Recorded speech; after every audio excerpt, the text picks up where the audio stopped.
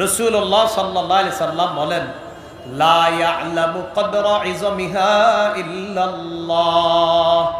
এই কাঁটাগুলা কত বড় হবে আল্লাহ ছাড়া কেউ জানে না। রাসূলুল্লাহ সাল্লাল্লাহু আলাইহি সাল্লাম বলেন, ফাকুনু আউওয়ালা মান ইউজিজু, সর্বপ্রথম এই পুল পাড়ি দিয়ে আমি জান্নাতে যাব। রাসূলুল্লাহ সাল্লাল্লাহু আলাইহি সাল্লাম শেষ নবী, তারপরে আর নবী নাই। অশুদ্ধ আকীদা মিশ্রিত বিশুদ্ধ আকীদা। তাহলে কি শিখলাম? একজন মানুষ নামাজ পড়ে, রোজা রাখে, হজ করে, যাকাত দেয়, আর কয় মুহাম্মদ সাল্লাল্লাহু আলাইহি সাল্লাম যে শেষ নবী, খাতামান নবিয়্যিন, এটার ব্যাখ্যা আছে। সাথে সাথে বলে দিব এখানে ব্যাখ্যার কোনো সুযোগ নাই। আমাদের নবীর পরে আর কোনো নবী নাই। কেউ যদি আমাদের নবীর পরে নতুন করে নবুয়ত দাবি করে বা রিসালাত দাবি করে, নিঃসন্দেহে কোনো ধরনের সন্দেহ ছাড়া সে কাফের হয়ে যাবে। তাহলে দ্বিতীয় আকীদা শিখলাম আমরা। দ্বিতীয় আকীদার মধ্যে আরেকটা কথা, একজন মানুষ সারা বছর আল্লাহর ইবাদত করে, মাঝে মাঝে আবেগে গিয়ে ছোট্ট করে একটা সিজদা দেয় অমুক তমুক জায়গায়। আবেগে ছোট্ট করে একটা সিজদা আল্লাহ ছাড়া অন্য জায়গায় দেয়।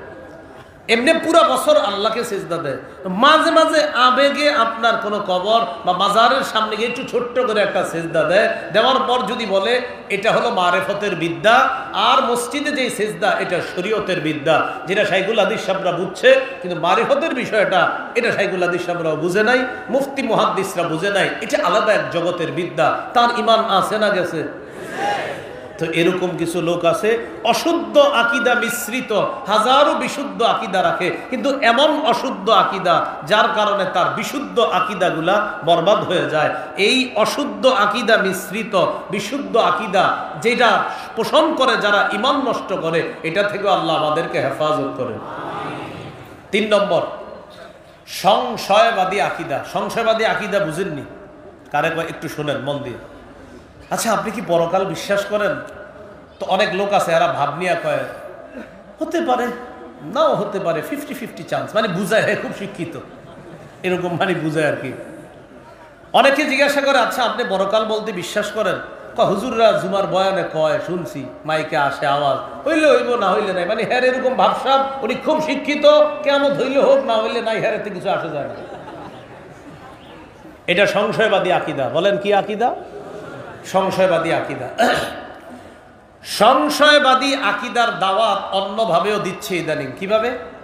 বিশেষ করে যারা রাত 12টার পরে ফেসবুক চালান, আপনাদের মেসেঞ্জারে একদল লোক আপনাদেরকে দাওয়াত দেয়,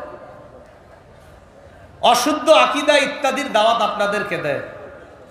এই জাতীয় একদল লোক আছে যারা নিজেদেরকে দাবি করে আহলে কোরআন, তারা কোরআনের গবেষক। কিসের গবেষক? বলেন কিসের গবেষক? এই কোরআনের গবেষকদের অনেকে সহিহ বুখারীর 349 নম্বর হাদিসের একটা অংশকে অস্বীকার করে। কোন কিতাব? সহিহ বুখারী। কত নম্বর হাদিস? 349। এই হাদিস অস্বীকার করে বলে এগুলা বুখারী গন্ধের বানানো কথা। নাউজুবিল্লাহ পড়েন ভাই, বারবার উঠেন না আপনি, বসেন। হ্যাঁ, তো বলে যে এগুলা বুখারী গন্ধের বানানো কথা। একটু মন দিয়ে শুনলেন কথাটা। সহিহ বুখারীর 349 নম্বর হাদিসে আছে, রাসূলুল্লাহ সাল্লাল্লাহু আলাইহি সাল্লাম যখন মেরাজ থেকে আসতেছিলেন, 6 নম্বর আসমানে মুসা আলাইহিস সালাতু ওয়াস সালামের সাথে সাক্ষাৎ। মুসা আলাইহিস সালাতু ওয়াস সালাম আমাদের নবীকে প্রশ্ন করলেন, মাজা ফরদ রব্বুকা আলা উম্মাতিক, আপনার রব আপনার উম্মতের জন্য কি ফরজ করেছেন? নবীজি বললেন, 50 সালাতান, 50 ওয়াক্ত নামাজ। মুসা নবী বললেন, ইরজি ইলা রাব্বিকা ফাসআলহু তাখফীফ, আপনি আবার আপনার রবের কাছে যান, আরো কমায়া আনেন। আমাদের নবী আল্লাহর কাছে গেলেন, আল্লাহ কমায়া দিলেন। এইভাবে কমাইতে কমাইতে 45 ওয়াক্ত আল্লাহ কমাইলেন। আছে আর কয়ক্ত? 5। রওনা করলেন মুসা নবী, বললেন কয়ক্ত? কয় 5। কয় আপনার উম্মত 5 ওয়াক্ত সবাই পড়বে না, আরো কমায়া আনেন। আমাদের নবীজি বললেন, ইস্তাহিয়াইতু মির রব্বি, আল্লাহরে আর এইভাবে কমানো বলতে লজ্জা লাগতেছে, আমি আমার রবকে লজ্জা পেয়েছি, আবার কিভাবে গিয়া 5 ওয়াক্ত দিয়ে কমাইতে বলি, আর বলবো না, 5 ওয়াক্ত নিয়েই চলে যাই। নবীজি রওনা করলেন। আল্লাহ বললেন, লা ইউবাদদালুল কাউলু লাদাইয়া, হাবিব আমার কথার পরিবর্তন হবে না। 50 ওয়াক্ত দিয়েছিলাম, কথা সেটাই থাকবে, 5 ওয়াক্ত যদি পরে সব 50 ওয়াক্তের। আচ্ছা একটু বুঝেন এই জায়গাটা। আমরা যারা 5 ওয়াক্ত নামাজ পড়ি, আমাদের বিশ্বাস আল্লাহ যদি 50 ওয়াক্ত দিতেন আমরা 50 ওয়াক্তও পড়তাম। যারা 5 ওয়াক্ত পড়ে তারা 50 ওয়াক্ত পড়তো যদি আল্লাহ দিতেন। এখন কোরআনের গবেষক, এই গবেষকদের একজন বলে ফেললো যে 50 ওয়াক্ত নামাজ এটা তার মাথায় ধরে না, এটা বুখারী গঙ্গদের বানানো কথা, এটা তার মাথায় ধরে না। কারণ যে একদিনে 50 ওয়াক্ত নামাজ আল্লাহ কিভাবে উম্মতকে দিবে এটা তার মাথায় ধরে না, এগুলা আজগুবি কথা, বানানো কথা। কারণ তিনি কোরআন গবেষণা করতে করতে এই জায়গায় পৌঁছে গেছে যে এটা আর মাথায় ধরতেছে না যে 50 ওয়াক্ত নামাজ এগুলা ফাও কথা। এখন আমি আপনাদেরকে 2টা আয়াত শোনাবো, মন দিয়ে শুইলেন, তাহলে রাত 12টার পরে দাওয়াতে আর বিভ্রান্ত হবেন না। 21 নম্বর পারা 14 নম্বর পৃষ্ঠা, সূরা আলিফ লাম মিম আস-সাজদার 5 নম্বর আয়াত। এই আয়াতে আল্লাহ পাক রব্বুল আলামিন কিয়ামতের ময়দানের একদিনকে বলছেন আলফা সানাতিম মিম্মা তাউদ্দুন, তোমাদের গণনা অনুযায়ী 1000 বছর। কয় হাজার বছর? তাহলে একদিন কয় হাজার বছরের সমান? 1000। 29 পারার 10 নম্বর পৃষ্ঠা, সূরা মাআরিজ। সূরা মাআরিজের 4 নম্বর আয়াতে আল্লাহ বলেন তা'রুজুল মালাইকাতু ওয়ার রূহু ইলাইহি ফি ইয়াউমিন কানা মিকদারুহু 50 আলফা সানা। জিবরিল এবং ফেরেশতাগণ আল্লাহর কাছে আরোহণ করবে এমন এক দিনে যেই একদিনের পরিমাণ হবে 50,000 বছরের সমান। বলেন তো একদিনের সমান 50,000 বছর, কথাটা কি হাদিসে না কোরআনে? এই কথাটার যে আয়াতটা শোনাইলাম এটা কি হাদিস শোনাইলাম না কোরআনের আয়াত শোনাইলাম? হ্যাঁ, হাদিসেও 50,000 বছরের কথা মুসলিম শরীফের হাদিসে আছে। যারা স্বর্ণ রূপার যাকাত দেয় না তাদেরকে একদিন কিয়ামতের মাঠে শাস্তি দেওয়া হবে, ওই একদিনের পরিমাণ হবে 50,000 বছর। তো যেহেতু হাদিস নিয়ে অ্যালার্জি আছে শুধু কোরআন গবেষকদের, তাই আমি আয়াত বললাম। তাহলে সূরা মাআরিজের 4 নম্বর আয়াতে আছে একদিনের পরিমাণ 50,000 বছর। এখন কোরআনের গবেষক যারা, তাদের ব্যাপারে আমার ভালো ধারণা, সম্ভবত তারা গবেষণা করতে করতে এখনো সূরা আলিফ লাম মিম আস-সাজদার 5 নম্বর আয়াতে এখনো আসে নাই, আর সূরা মাআরিজের 4 নম্বর আয়াতে আসে নাই, কারণ তার মাথায় একদিনে 50 ওয়াক্ত ধরে না। তো কোরআনের আয়াতে আছে একদিনের পরিমাণ 50,000 বছর। যার মাথায় একদিনে 50 ধরে না, ওর মাথায় 50,000 বছর ধরবে কিভাবে? তখন আল্লাহ জানে বলবে কোরআন অস্বীকার করে ফেলবে। এখন তো হাদিস অস্বীকার করে। তো হের একজন শিষ্যকে আমি বলছিলাম যে এটা কি, তো আমার উত্তর দিতে না পাইরা কি বলছে শেষে জানেন? এটা বিজ্ঞানসম্মত কথা, আপনি বুঝবেন না। শেষ মানে একটা কথা তো আছে। আমি বললাম একদিনে 50 ওয়াক্ত নামাজ বেশি না একদিনের পরিমাণ 50,000 বছর, কোনটা বেশি? 50,000 বেশি না? তাহলে 50,000 বছরের কথা আছে কোরআনে, হাদিসে আছে একদিনে 50 ওয়াক্ত নামাজের কথা। 50 ওয়াক্ত বেশি না 50,000 বেশি? তো আমি যখন এটা বললাম, বলার পরে একজন কোরআনের গবেষকের অনুসারী আমাকে বলল এটা বিজ্ঞানের বিষয়, আপনি বুঝবেন না। তো এই জাতীয় কথা বলে আপনাদেরকে সংশয়ের মধ্যে ফেলে দিবে। আরেকটু শুনেন, কোরআনের মধ্যে আছে ইয়া আইয়ুহাল্লাযীনা আমানুর কাউ ওয়াসজুদু ওয়া'বুদু রাব্বাকুম ওয়াফআলুল খায়রা লাআল্লাকুম তুফলিহুন।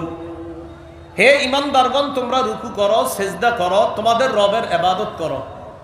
কোরআনের গবেষকরা যখন আপনারে দাওয়াত দিবে, শুধু কোরআনের গবেষকরা দিতে দিতে একদিন বলবে আপনি কি করছেন? কয় নামাজ পড়ছি। রুকু সিজদা করছেন? কয় হ্যাঁ। কয় কিভাবে? কয় এইভাবে। কোরআনের কোথাও কিন্তু নাই এইভাবে বাঁকা হয়ে রুকু করতে হবে আর ওইভাবে সিজদা করতে হবে, কোরআনের কোথাও নাই। এইভাবে আপনার ভিতরে সংশয় সন্দেহ সৃষ্টি করবে। আপনি চিন্তা করবেন কোরআনে এইভাবে রুকুর কথা নাই, সিজদার কথা নাই, তাহলে আছে কোথায়? কোরআনের ব্যাখ্যা হাদিসের মধ্যে আছে। এই জন্য কোরআনের ব্যাখ্যা হাদিস দোনোটাকেই মানতে হবে। কেউ যদি বলে শুধু কোরআন মানি হাদিস মানি না, কেউ যদি বলে শুধু হাদিস মানি কোরআন মানি না, উভয়টাই প্রতারক মুসলমানদেরকে ছলে বলে কৌশলে ইসলাম থেকে দূরে সরানোর ফিকির করতেছে। কারণ শুধু কোরআন যারা বলে মানবে, তো ওই ব্যক্তি আপনাকে বলবে জোহরের নামাজ যে 4 রাকাত কোরআনের কোনো আয়াতে লেখা নাই, ফজরের নামাজ ফরজ 2 রাকাত কোরআনের কোনো আয়াতে লেখা নাই, আসরের নামাজ 4 রাকাত কোরআনের কোনো আয়াতে লেখা নাই, মাগরিব 3 রাকাত কোরআনের কোনো আয়াতে লেখা নাই, এশার নামাজ 4 রাকাত এটা কোরআনের আয়াতে লেখা নাই, এটা আছে কোরআনের ব্যাখ্যা হাদিসের মধ্যে। তাহলে বলেন তো শুধু কোরআন না শুধু হাদিস না কোরআন হাদিস? দুটোটা। তাহলে একটা যখন আপনাকে বলবে আপনার মধ্যে সংশয় সৃষ্টি করবে। এই সংশয়বাদী আকীদা যারা পোষণ করে এদের মধ্যে একদল আছে যারা পরকালকে সংশয়ের মধ্যে রাখে। 25 পারা শেষ পৃষ্ঠা সূরা জাসিয়ার 32 থেকে 35 নম্বর আয়াতে আল্লাহ বলেন, وَإِذَا قِيلَ إِنَّ وَعْدَ اللَّهِ حَقٌّ وَالسَّاعَةُ لَا رَيْبَ فِيهَا قُلْتُمْ مَا نَدْرِي مَا السَّاعَةُ। যখন বলা হয় আল্লাহর ওয়াদা সত্য, কিয়ামত হবে এতে কোনো সন্দেহ নাই, তখন তোমাদের একদল বলতা মা নাদিরি মাস সাআ, আমরা জানি না কিয়ামত কি জিনিস, ইন্না যুন্নু ইল্লা যন্না, আমরা শুধুমাত্র ধারণা রাখি, ওয়া মা নাহনু বিমুস্তাইকিনিন, আমরা দৃঢ়ভাবে বিশ্বাস করি না। তো কিছু মানুষ কিয়ামতের ব্যাপারে বলে যে আমরা ধারণা রাখি, দৃঢ়ভাবে কিয়ামতকে বিশ্বাস করি না। এবার আমাদের আকীদাটা একটু বিশুদ্ধ করি, আমরা কি কিয়ামত হতে পারে আকীদা রাখি না নিশ্চিত হবে? কিয়ামত নিশ্চিত হবে কেমন আকীদা রাখি আমরা? সূরা নাহলের 77 নম্বর আয়াতে আল্লাহ বলেন, ওয়ামা আমরুস সাআতি ইল্লা কালামহিল বাসারি আও হুয়া আকরাব, কিয়ামতের বিষয়টা চোখের পলকের মতো ঘটে যাবে, বরং এর চেয়ে আরো 70 ঘটে যাবে কিয়ামতের বিষয়। এটা আমাদের আকীদা। সহিহ বুখারীর বর্ণনা 6506 নম্বর হাদিস, কিতাবুর রিকাব বাবু তুলুইশ শামসি মিন মাগরিবিহা, কোমল হওয়া অধ্যায়, সূর্য পশ্চিম দিক থেকে উদয় হওয়া, এই শিরোনামে ইমাম বুখারী রাহমাতুল্লাহি আলাইহি একটা হাদিস আনছেন। ক্বালা রাসূলুল্লাহি সাল্লাল্লাহু আলাইহি ওয়াসাল্লাম লা তাকুমুস সাআতু হাত্তা তাতলুআশ শামসু মিন মাগরিবিহা ফাইযা তালাআত ওয়া রাআহান নাস আমানা মান ফিল আরদি কুল্লুহুম আজমাউন। রাসূলুল্লাহ সাল্লাল্লাহু আলাইহি সাল্লাম বলেন, কিয়ামত ততদিন সংগঠিত হবে না যতদিন সূর্য পশ্চিম দিক থেকে উদয় না হবে। ফাইদা তালাআত ওয়া রাআহান নাস, সূর্য যেদিন পশ্চিম দিক থেকে উঠবে আর মানুষ যখন সূর্যটা পশ্চিম দিকে দেখবে, আমানা মান ফিল আরদি কুল্লুহুম আজমাউনা, পৃথিবীর যত নাস্তিক আছে, আল্লাহ অবিশ্বাসী যারা, সংশয়বাদী যারা, সবাই সেদিন ঈমান আনবে। নবীজি তখন কোরআনের একটা আয়াত তেলাওয়াত করলেন, হিনা যালিকা লা ইয়ানফাউ নাফসান ঈমানুহা লাম তাকুন আমানাত মিন ক্বাবলু আও কাসাবাত ফি ঈমানিহা খায়রা, সেদিন তাদের ঈমান কোনো কাজে আসবে না, সেদিন নতুন করে কোনো আমল যারা করবে তাদের আমলও কোনো কাজে আসবে না। সূর্য যেদিন পশ্চিম দিক থেকে উঠবে সেদিন তাদের ঈমান তাদের কোনো উপকার করবে না, নতুন করে তারা যে আমল করবে এই আমলও তাদের কোনো উপকার করবে না। যতদিন সূর্য পূর্ব দিক থেকে উঠবে ততদিন আমলের কাজ হবে, ততদিন নতুন করে যদি ঈমান আনে কেউ, ঈমান আনার পর আমল করে, ঈমান আমল উভয়টা কাজ হবে সূর্য যতদিন পূর্ব দিক থেকে উঠবে। এরপর রাসূলুল্লাহ সাল্লাল্লাহু আলাইহি সাল্লাম বলেন, ওয়ালা তাকুমান্নাস সাআতু ওয়া ক্বাদ ইনসারাফার রাজুলু বিলাবানি লিকাহাতি। রাসূলুল্লাহ সাল্লাল্লাহু আলাইহি সাল্লাম বলেন, কোন ব্যক্তি উটনির দুধ দহন করছে, করার পর এই দুধটা পান করার সুযোগ পাবে না, এর আগে কিয়ামত হয়ে যাবে। ওয়ালা তাকুমান্নাস সাআতু ওয়া ক্বাদ রাফা'a আহাদুকুম উকলাতাহু ইলা ফিহি ফালা ইয়াতআমুহা, তোমাদের কেউ কেউ খাবারের লোকমাটা মুখের কাছে নিবে, গলায়ও দিতে পারবে না খাবারের লোকমা, এর আগে কিয়ামত হয়ে যাবে। তা আমাদের আকীদা বিশ্বাস হলো কিয়ামত হয়ে যাবে, নিশ্চিত হবে, এটা আমাদের আকীদা। আর আরেক দল মানুষের আকীদা হলো কিয়ামত হতে পারে, এটা সংশয়বাদী আকীদা। তাদের ব্যাপারে আল্লাহ বলেন, ওয়া মাওয়াকুমুন নার, তোমাদের ঠিকানা হলো জাহান্নাম, ওয়া মা লাকুম মিন নাসিরিন, তোমাদের কোনো সাহায্যকারী থাকবে না। এ হলো 3 নাম্বার আকীদা, সংশয়বাদী আকীদা। এই সংশয়বাদী আকীদা থেকে আল্লাহ আমাদেরকে হেফাজত করেন। তাহলে 1 নম্বর অশুদ্ধ আকীদা, 2 নম্বর অশুদ্ধ আকীদা মিশ্রিত বিশুদ্ধ আকীদা, 3 নম্বর সংশয়বাদী আকীদা, 4 নম্বর বিশুদ্ধ আকীদা। বিশুদ্ধ আকীদার ক্ষেত্রে মনে রাখা, কেউ যদি সরিষার দানা পরিমাণ ইমান নিয়ে যেতে পারে, আল্লাহ একদিন না একদিন তাকে জান্নাত দান করবেন। সহিহ বুখারীর বর্ণনা 6573 নম্বর হাদিস। এই হাদিসের মধ্যে আসছে, কিয়ামতের মাঠ যখন আল্লাহ কায়েম করবেন, প্রথমে আল্লাহ একটা ঘোষণা করবেন, মান কানা ইয়াবুদু শাইআন ফালইত্তাবি'। দুনিয়াতে যে যার ইবাদত করত সে যেন আজকে তার অনুসরণ করে।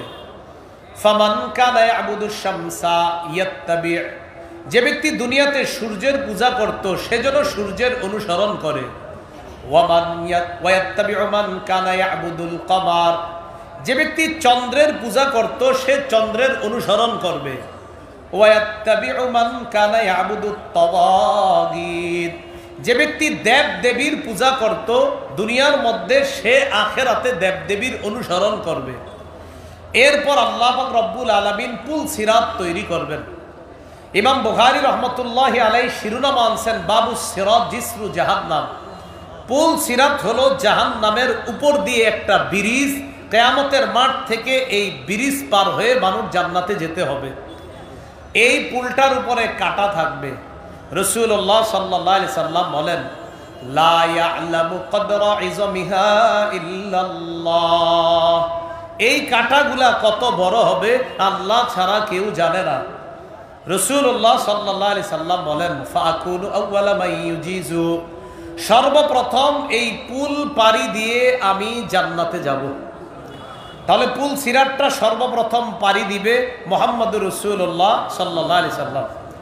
এখন যেই বিষয়টা দেখেন, একদল মানুষ জান্নাতে যাবে আর একদল জাহান্নামে। কিছু ইমানদার আছে তারা বিভিন্ন অপরাধের কারণে বিভিন্ন মেয়াদে সাজা ভোগ করার জন্য তারা জাহান্নামে যাবে।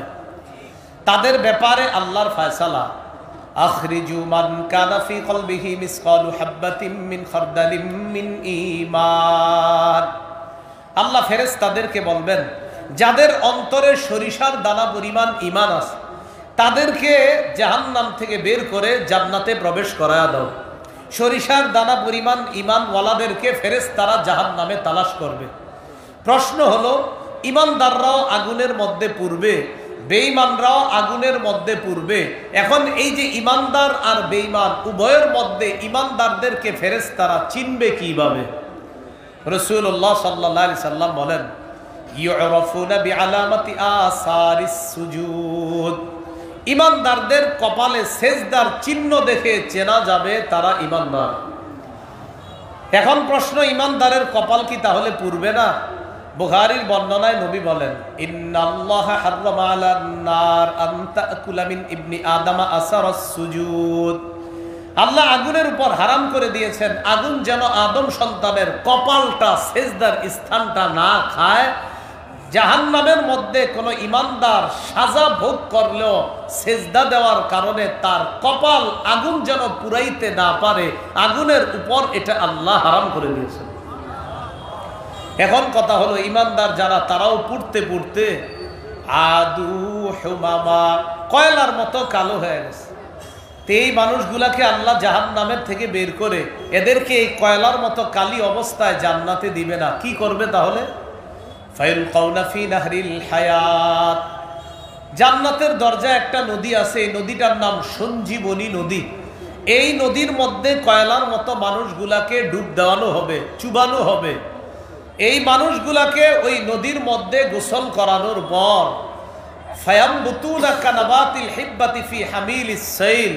প্রবাহমান স্রোতের মধ্যে, আবর্জনার মধ্যে যেমন উদ্ভিদ উৎপন্ন হয়ে সজীব হয়ে যায়, ঈমানদারদেরকে ওই নদীতে গোসল করানোর পর তারাও সজীব সুন্দর হয়ে জান্নাতে প্রবেশ করবে।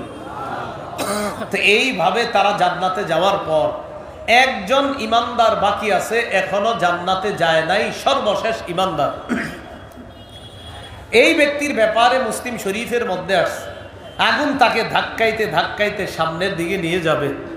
সর্বশেষ জাহান্নামের কিনারায় যখন তাকে নিয়ে যাবে, একদম জাহান্নামের কিনারায়, বুখারীর বর্ণনায় মুকবিলুন বিওয়াজহিহি আলান নার, চেহারাটা আগুনের দিকে এইভাবে দিয়ে রাখবে। তো আগুনের দিকে যখন চেহারা থাকবে, ওই ব্যক্তি আল্লাহকে বলবে, ইয়া রাব্বি ক্বাদ কাশাবানি রিহুহা ওয়া আহরাকানি যাকাউহা, হে আমার রব, আগুনের লু হাওয়া আমাকে ঝলসে দিয়েছে, জ্বলন্ত আগুন আমাকে পুড়িয়ে দিয়েছে। ইসরিফ ওয়াজহি আনিন নার, আল্লাহ আপনি আমার চেহারাটা আগুন থেকে একটু অন্য দিকে ঘুরাইয়া দেন। আল্লাহ তখন তাকে বলবে, লাআল্লাকা ইন আ'তাইতুকা আন তাসআলানি গায়রা, আমি যদি তোমার চেহারা অন্য দিকে ঘুরাইয়া দেই, তুমি আবার আমার কাছে আরেকটা চাইবা। বান্দা জবাব দিবে, লা ওয়া ইজ্জাতিকা ইয়া রাব্বি লা আসআলুকা গায়রা, আল্লাহ আপনার ইজ্জতের শপথ, আপনার কাছে আর কিছুই চাইব না। এই কথা বলার পর তার চেহারাটা যখন আল্লাহ ঘুরাইয়া দিবে, মুসলিম শরীফের বর্ণনায় লম্বা বর্ণনা আসছে, আব্দুল্লাহ ইবনে মাসউদ রাদিয়াল্লাহু তাআলা আনহু বলেন, ওই ব্যক্তি যখন অন্যদিকে চেহারাটা থাকবে, তাকায়া দেখবে, তুদাউ লাহু শাজারা, একটা গাছ দেখা যায়, এই গাছটা অনেক সুন্দর। বান্দা আল্লাহকে বলবে, ইয়া রাব্বি আদনিনি মিন হাদিহি শাজারাতি লিআস্তাজিল্লা বিজিল্লিহা ওয়া আশরাবা মিন মাইহা, আল্লাহ আমাকে ওই গাছের নিচে নিয়ে যান, আমি গাছের ছায়া নিব, গাছের পানি পান করব। আল্লাহ বলবেন, তুমি না বললা আমার কাছে কিছুই চাইবা না, আমি যদি তোমাকে গাছের ছায়ার নিচে নিয়ে যাই, তুমি আবার আমার কাছে আরেকটা চাইবা। তো এই বান্দা বলবে, আল্লাহ আমি ওয়াদা করতেছি আমি আর কিছুই চাইবো না আপনার কাছে। আল্লাহ তাকে গাছের ছায়ায় নিয়ে যায়। গাছের ছায়ায় নিয়ে যাওয়ার পর বান্দা যখন গাছের পানি পান করবে আর গাছের ছায়া নিবে, তখন ওই বান্দা বলবে, আল্লাহ আমারে যেই নেয়ামত দান করছে, এমন নেয়ামত আদম সন্তানের পূর্বাপর কাউকে আল্লাহ দান করে নাই। আসলে কি আল্লাহ দান করে নাই? যারা জান্নাতে আছে ওর চেয়ে বড় নেয়ামতের মধ্যে আছে না? কিন্তু ওর মনে হবে আমাকে আল্লাহ সবচেয়ে বড় নেয়ামত দান করছেন। এখন ওই গাছের নিচে আছে, গাছের ছায়া নেয়, গাছের পানি পান করে, হঠাৎ তাকায়া দেখে, তুদাউ লাহু শাজারাতুন হিয়া আহসানু মিনাল উলা, আরেকটা গাছ, এই গাছটা প্রথম গাছের চাইতে আরো বেশি সুন্দর। এখন ওই বান্দা আল্লাহকে বলে, আদিনিনি মিন হাদিহি শাজারাতি লিআস্তাজিল্লা বিজিল্লিহা ওয়া আশরাবা মিন মাইহা, আল্লাহ আপনি আমাকে এই গাছের ছায়ার নিচে নিয়ে যান, আমি গাছের ছায়া নিব, গাছের পানি পান করব। আল্লাহ বলে, ওয়াইলাকা ইয়া ইবনা আদম মা আগদারাক, হে আদম সন্তান তুমি বড় গাদ্দার। এই গাদ্দার মহব্বতের গাদ্দার বলা, এটা কিন্তু রাগ করে আল্লাহ বলবে না, এটা মহব্বতের বলা যে তুমি বড় গাদ্দার। তুমি না বললা আমার কাছে আর কিছুই চাইবা না, আবার তুমি আমার কাছে বলতেছো আরেকটা। আল্লাহ এটাই শেষ, দ্বিতীয় গাছের নিচে নেন, আমি আর কিছুই চাইব না। আল্লাহ তাকে দ্বিতীয় গাছের নিচে নিবে। নেওয়ার পর ওই ব্যক্তি যখন গাছের ছায়া নিবে, গাছের পানি পান করবে, তখন ওই বান্দা তাকায়া দেখবে, তুদাউ লাহু শাজারাতুন হিয়া আহসানু মিনাল উলায়াইনি ইনদা বাবিল জান্নাহ, আরেকটা গাছ দেখা যায় জান্নাতের দরজার মধ্যে। ওই গাছটা প্রথম দুই গাছের চাইতে কোটি গুণ বেশি সুন্দর, অনেক সুন্দর একটা গাছ। আমি অনুবাদ না করলে আপনারা বলতে পারবেন। এখন কি বলবে ওই ব্যক্তি আল্লাহকে, যে আল্লাহ আমাকে ওইটার কাছে নেন। বুখারীর বর্ণনাটা আল্লাহকে বলবে, করিবনি ইলা বাবিল জান্নাহ, আল্লাহ আমারে জান্নাতের দরজার কাছে নেন। মুসলিমের বর্ণনা, আল্লাহ আমারে ওই গাছের ছায়ায় নিয়ে যান। আল্লাহ বলে, তুমি না বললা আর কিছুই চাইবা না? ওই বান্দা তখন বলবে, আল্লাহ এবার আপনার কাছে অনেকগুলা ওয়াদা করলাম, আমি আপনার কাছে আর কিছুই চাইব না। হাদিসে আসছে, ফায়ুতিল্লাহা বিন উহুদিন ওয়া মাওয়াসিক, আল্লাহর কাছে অনেকগুলা ওয়াদা করবে ওই বান্দা। আহদুনের বহু বচন উহুদ, মিসাকুনের বহু বচন মাওয়াসিক। আল্লাহ অনেকগুলা ওয়াদা আল্লাহর কাছে করার পর বলবে, আল্লাহ আমারে জান্নাতের দরজার সামনে গাছটার নিচে নিয়ে যান, আমি ওয়াদা করলাম আমি আর আপনার কাছে কিছুই চাইব না। তখন ওই বান্দাকে আল্লাহ পাক রব্বুল আলামিন এত এত ওয়াদা করার পর জান্নাতের দরজার সামনে গাছের নিচে যখন নিয়ে যায়, মুসলিমের বর্ণনা, জান্নাতীদের আওয়াজ তার কাছে কানের মধ্যে আসে। বুখারীর বর্ণনা, দরজা দিয়ে তাকায়া দেখে বাড়ি সুন্দর, মানুষ সুন্দর, গাছ সুন্দর, ফল সব সুন্দর। এখন এই বান্দা আল্লাহকে আর কিছু বলে না। কেন বলে না? এবার ওয়াদা করছে অনেকগুলা। হাদিসে আসছে, সাকাতা মাশা আল্লাহু আইয়াসকুতা, ওই বান্দা লম্বা সময় চুপ থাকবে, কিছুই বলবে না আল্লাহকে। সর্বশেষ ওই বান্দা যেই কথাটা বলবে, এটা আপনাদেরকে আমি বলি, অবিকল এই বাক্যটা বলবে, লম্বা সময় চুপ থাকার পর হঠাৎ বলে ফেলবে, ইয়া রাব্বি আদখিলনিল জান্নাহ, আল্লাহ আমারে আপনি জান্নাতে প্রবেশ করায় দেন। এটা বলে ফেলবে। এটা যখন বলে ফেলবে, হাদিসে আসছে লা ইয়াজালু ইয়াদউল্লাহ, আল্লাহকে শুধু ডাকতেই থাকবে বারবার, আল্লাহ দেন, আল্লাহ দেন, আল্লাহ আমারে দেন না, জান্নাতে পৌঁছায়া দেন, এইভাবে বারবার বলতে থাকবে। হাদিসে আসছে বান্দা যখন এইভাবে বারবার বলতে থাকবে আল্লাহ দেন দেন দেন, রাসূলুল্লাহ সাল্লাল্লাহু আলাইহি সাল্লাম বলেন বান্দার এই বাচ্চা সুলভ আচরণ দেখা হাত্তা দহিকার রব, আল্লাহ একটা হাসি দিবেন ওর এই আচরণ দেখা, আল্লাহ হেসে দিবেন। তো যখন আল্লাহ হেসে দিবেন, এই হাদিস বর্ণনার পর আব্দুল্লাহ ইবনে মাসউদ রাদিয়াল্লাহু তাআলা আনহু হাসি দিস। তো মনে করেন আমি একটা হাসি দিলাম, হ্যাঁ, তা আপনারা আমারে জিজ্ঞান কেন হাসলেন, জিজ্ঞাসা করেন। এই যে জিজ্ঞাসা করছেন না, এই হাসি দেখার পর এটা জিজ্ঞাসা করা, এটা সুন্নত। আব্দুল্লাহ ইবনে মাসউদ রাদিয়াল্লাহু তাআলা আনহুর ছাত্রদেরকে তিনি বললেন, আলা তাসআলুনি মিম্মা আদহাকু, তোমরা কি আমার কাছে জানতে চাইবা না আমি কেন হাসি? ছাত্ররা প্রশ্ন করলেন, হুজুর আপনি কেন হাসেন? আব্দুল্লাহ ইবনে মাসউদ রাদিয়াল্লাহু তাআলা আনহু জবাব দিলেন, নবীজি যখন এই হাদিস আমাদেরকে বলছে, বলার পর নবী একটা হাসি দিছে, হাসি দেওয়ার পর আমাদেরকে বললেন, আচ্ছা তোমরা কি আমার কাছে জানতে চাইবা না আমি কেন হাসলাম? আমরা সাহাবীরা নবীর কাছে প্রশ্ন করলাম, হুজুর আপনি কেন হাসলেন? নবীজি বললেন, আল্লাহ হাসছে তাই আমি হাসছি। তো আল্লাহ পাক রব্বুল আলামিন হাসি দেওয়ার পর ওই বান্দাকে এক পর্যায়ে আল্লাহ জান্নাতে প্রবেশ করায় দেন। এখন দেখেন আরেকটু মজার কথা, জান্নাতে প্রবেশ করানোর পর সহিহ বুখারীর 6571 নম্বর হাদিসে আসছে, মানে যে হাদিসটা শোনাইলাম এর 2টা হাদিস আগে আসছে। ওই বান্দা যখন জান্নাতের মধ্যে যায়, যাওয়ার পর বান্দাকে আল্লাহ জান্নাত দিছে, তো জান্নাতে যার যার অবস্থানে তারা আছে, জান্নাতের মহলগুলা পরিপূর্ণ হয়ে আছে। ওই বান্দা কোনো বাড়ির মধ্যে গিয়ে আশ্রয় পায় না, কারণ সবাই সবার মহল আসন দখল করে আছে। তিনবার আল্লাহর কাছে বলবে, আল্লাহ ইন্নাহা মাল আ, জান্নাতের সব বালাখানা পরিপূর্ণ, আমি থাকার কোনো জায়গা পাইতেছি না। এইভাবে আসার পর আল্লাহ বলবে উদখুল, আরে তুমি যাও। তো একবার, আবার ফিরে আসবে, আল্লাহ বলবে যাও, আবার ফিরে আসবে, আল্লাহ বলবে যাও। এইভাবে 3বার বলবে ইন্নাহা মাল আ, আল্লাহ পরিপূর্ণ, তো আমি কোথায় যাব? এক পর্যায়ে আল্লাহ বান্দাকে বলবে তামান্না মিন কাজা ওয়া কাজা, আচ্ছা তুমি আমার কাছে চাও, এটা চাও, ওটা চাও, এই জিনিসগুলা আল্লাহ শিখায়া দিবে। ঠিক আছে, তুমি আমার কাছে ওটা চাও, ওটা চাও, আচ্ছা দিবে কে? কে দিবে? আল্লাহ। তো আল্লাহ দিবেন, আল্লাহ আবার চাওয়াইতেছেন বান্দাকে, যেই জিনিসগুলা আল্লাহ তাকে দান করবেন আল্লাহ দিয়ে দিলেই তো হয়। এরপরেও আল্লাহ বান্দাকে বলবে তুমি আমার কাছে চাও। কেন বলবে? এটা আল্লাহর পছন্দ যে বান্দা আমার কাছে চাইবে আমি তাকে দিব, এটা আল্লাহর পছন্দ। তো বান্দাকে আল্লাহ বলবে তামান্না মিন কাজা ওয়া কাজা, তুমি আমার কাছে চাও, এটা চাও, ওটা চাও, ওটা চাও। হ্যাঁ, আপনি অনেক ডিস্টার্ব করছেন আমার মাহফিলে, সিলেট প্রথম তো, এই জন্য আপনার কিছু বলি না। এতবার সামনে কেউ ভুলেও দাঁড়ায় না, ভয়েও দাঁড়ায় না, আপনি দাঁড়াইছেন। আল্লাহ মাফ করেন। হ্যাঁ, রাসূলুল্লাহ সাল্লাল্লাহু আলাইহি সাল্লাম বললেন যে আল্লাহ তখন বলবে তুমি আমার কাছে চাও, এটা চাও, ওটা চাও, বারবার। আমার মাহফিলে কিন্তু ইদানিং কালে এগুলা দাঁড়ানো নিষেধ। এই যে এগুলা দাঁড়ায় আছে না, নিষেধ। আবরার ভাইয়ের সম্মানে কিচ্ছু বলি নেই আমি, কিন্তু এগুলা দাঁড়ানো নিষেধ। কিন্তু এগুলা যে দাঁড়ায় রয়েছে না, নিষেধ একদম। সারা দুনিয়ার কেউ আবদার করলো আমি এগুলা দাঁড়াই দিয়ে দিতাম না। যাওয়ার হয়ে গেছে, কিন্তু আপনি বারবার দাঁড়াইছেন, এটা ডিস্টার্ব। আমার বয়ান মানে কোরআন সুন্নাহর দর্স, এখানে দাঁড়ানোর কোনো সুযোগ নেই।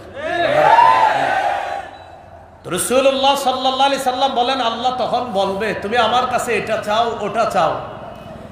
বান্দা চাইতে চাইতে হাত্তা তানকাতিয়া বিহিল আমানি, তার সব আশা শেষ হয়ে যাবে, চাওয়া শেষ হয়ে যাবে। চাওয়া যখন সব শেষ, তখন আল্লাহ তাকে বলবে তুমি আমার কাছে যা যা চাইলা আমি দিলাম। ইন্নালাকা মিসলা দুনিয়া ওয়া আশরাতা আমসালিহা, সামান্য সরিষার দানা পরিমাণ ঈমান, বিশুদ্ধ আকীদা নিয়ে তুমি আসার কারণে সর্বশেষ জাহান্নাম থেকে তোমাকে বের করে সামান্য সরিষার দানা পরিমাণ ঈমানের কারণে দুনিয়ার সমপরিমাণ একটা, এর মতো আরো 10টা 11টা দুনিয়ার সমপরিমাণ একটা বালাখানার মালিকানা তোমাকে দান করলাম। এই হলো বিশুদ্ধ আকীদা। বলেন কি আকীদা? তাহলে কয়টা আকীদা শিখলাম? 4টা। 1 নাম্বার অশুদ্ধ আকীদা, 2 নাম্বার অশুদ্ধ আকীদা মিশ্রিত বিশুদ্ধ আকীদা, 3 নাম্বার সংশয়বাদী আকীদা, 4 নাম্বার বিশুদ্ধ আকীদা। প্রথম অশুদ্ধ আকীদায় 3টা কথা শিখেছিলাম, পারবেন নি কেউ বলতে?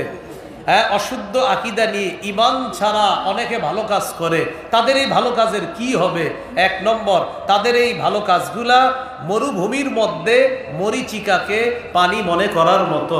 2 নাম্বার, ঈমান ছাড়া ভালো কাজ ছাইয়ের স্তূপ প্রচন্ড ঝড়ের দিনে প্রবল বাতাসের নিচে ছাইয়ের স্তূপ রাখার মতো। 3 নাম্বার, ঈমান ছাড়া অশুদ্ধ আকীদা নিয়ে ভালো কাজ অদেখা উড়তে থাকা বিক্ষিপ্ত ধূলিকণার মতো। এই ছিল আমাদের 1 নাম্বার কথা, অশুদ্ধ আকীদা। 2, অশুদ্ধ আকীদা মিশ্রিত বিশুদ্ধ আকীদা, মানে তার অনেক আকীদা বিশুদ্ধ আছে, কিন্তু এমন একটা অশুদ্ধ আকীদা যার কারণে তার বিশুদ্ধ আকীদাগুলার কোনো মূল্য থাকে না। 3, সংশয়বাদী আকীদা।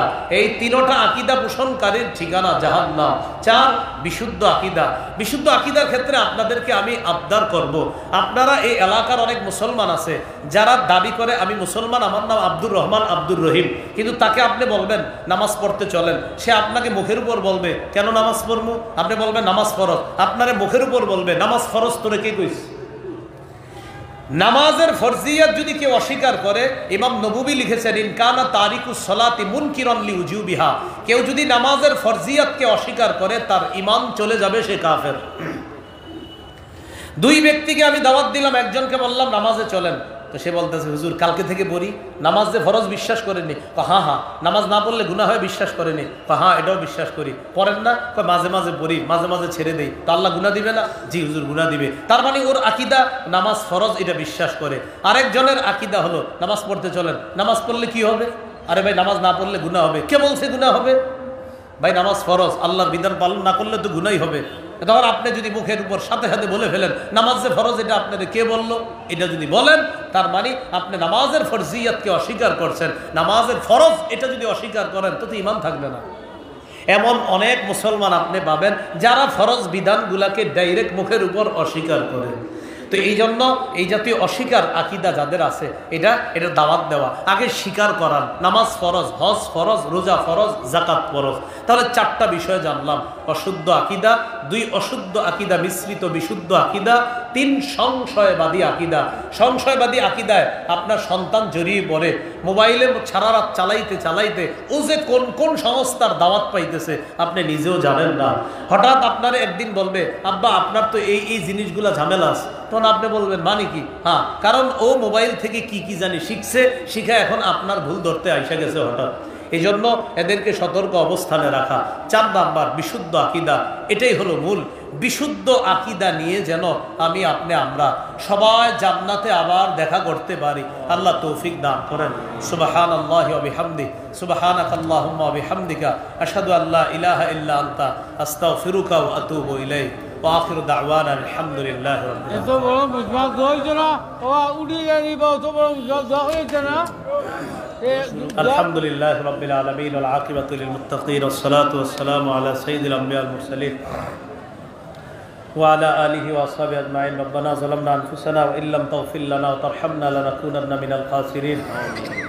রব্বিরহামহুমা কামা রাব্বায়ানি সগীরা। মাবুদ মেহেরবান মাওলা, শাহবাগ জামিয়া মাদানিয়া কাসিমুল উলুমের এই আয়োজনকে আপনি কবুল করে নেন আল্লাহ। ইসলামী মহাসম্মেলনকে আপনি কবুল করে নেন আল্লাহ। আমাদের জিন্দিগির গুনাহ খাতাগুলো আপনি মাফ করে দেন আল্লাহ। আমাদের মধ্যে যারা অসুস্থ সকলকে সুস্থ বানায় দেন, যারা ঋণী ঋণ পরিশোধের ব্যবস্থা করে দেন, যারা অভাবী অভাব দূর করে দেন আল্লাহ। জিন্দিগির সব গুনাহ খাতাগুলো মাফ করে দেন আল্লাহ। আকীদার ব্যাপারে যে কথাগুলো বললাম, আসলে যেইভাবে বললে সবাই বুঝতো, আমি তো মানুষ মাওলা, ওইভাবে আমি বুঝানোর চেষ্টা করলেও আমার বুঝানো তো মোকাম্মল না আল্লাহ। মেহেরবানি করে সকলকে আপনি পরিপূর্ণ বুঝদান করে দেন আল্লাহ। আমাদের দোয়া আপনি কবুল করেন। আল্লাহ ঢাকা থেকে আসছি, আমি মুসাফির মানুষ মাওলা। আল্লাহ আমার এই মুসলমান ভাইয়েরা, আশেপাশে আমার মুসলিম বোনেরা, আল্লাহ আমরা সবাই যেন বিশুদ্ধ আকীদা পোষণ করে ঈমান নিয়ে বাঁচতে পারি, বিশুদ্ধ আকীদা নিয়ে যেন মরতে পারি, তৌফিক দান করেন। আল্লাহ আমাদের দোয়া আপনি কবুল করেন। আল্লাহ এই মাদ্রাসার আসাতিজা তুল্লাব সকলকে আপনি কবুল করেন। আল্লাহ এলাকার মাদারিস মাসাজিদগুলো আপনি কবুল করে নেন। আইম্মায়ে মাসাজিদ, মুহতামিমিনে মাদারিস সকলকে আপনি হায়াতে তয়্যিবা দান করেন। আল্লাহ ঢাকার উদ্দেশ্যে রওনা করব মাওলা, সহি সালেমে নিরাপদে আপন গন্তব্যে যেন বুঝতে পারি, তৌফিক দান করেন। শ্রোতাদের মধ্যে অনেকে মোটর সাইকেলে, অনেকে বিভিন্ন বাহনের মাধ্যমে আপন গন্তব্যে রওনা করবে মাওলা, সবাই যেন নিরাপদে আপন গন্তব্যে পৌঁছতে পারে, তৌফিক দান করেন। আল্লাহ আমাদের দোয়া আপনি কবুল করেন। মাহবুব মেহেরবান মাওলা, আমার মতো অনেক ইসলামী আলোচক এই মুহূর্তে ঢাকার উদ্দেশ্যে রওনা করেছে, করতেছে, করবে মাওলা। দেশের বিভিন্ন অঞ্চল থেকে যারাই আজকে আল্লাহ ইসলামের কথা বলে রওনা করবে, সকলকে আপন গন্তব্যে সহি সালেমে পৌঁছার ব্যবস্থা করে দিয়েন। আল্লাহ আমাদের দোয়া আপনি কবুল করেন। আল্লাহ মাদ্রাসার 50বর্তী উপলক্ষে এই ইসলামী মহাসম্মেলনকে আপনি কবুল করে নেন। আল্লাহ আমাদের দোয়া আপনি কবুল করেন। আল্লাহ আমাদের দোয়া আপনি কবুল করেন। আল্লাহ আমাদের দোয়া আপনি কবুল করেন। শাহজালাল রহমতুল্লাহ আলাই, শাহপরান রহমতুল্লাহ আলাই, হুসাইন আহমদ মাদানী রহমতুল্লাহ আলাই সহ আল্লাহ সিলেটের পূর্ণ ভূমিতে ইসলামের জন্য যারা কাজ করেছে মাওলা, আল্লাহ শিরিক বেদাতের বিরুদ্ধে তারা সোচ্চার অবস্থানে ছিল মাওলা, আল্লাহ তাদের সেই কাজগুলা যেন আমরা সবাই, তাদের ওই কাজগুলা যেন আমরাও করতে পারি, তৌফিক দান করেন। আল্লাহ শাহজালাল রহমতুল্লাহ আলাই এই পূর্ণ ভূমিতে যেন কোনো ধরনের কুসংস্কার শিরিক বেদাত যেন না হয় মাওলা। কুফুর শিরিক বেদাত থেকে সিলেট সহ সারা বাংলাদেশকে আপনি হেফাজত করেন। আল্লাহ আমাদের দোয়া আপনি কবুল করেন। কবর মাজারকে কেন্দ্র করে শিরিক বেদাত থেকে আমাদেরকে হেফাজত করেন। আল্লাহ অশুদ্ধ আকিদা, মিশ্রিত বিশুদ্ধ আকিদা, শিরকি আকিদা, সংশয়বাদী আকিদা থেকে আমাদেরকে হেফাজত করেন। বিশুদ্ধ আকিদা নিয়ে মরার তৌফিক দান করেন।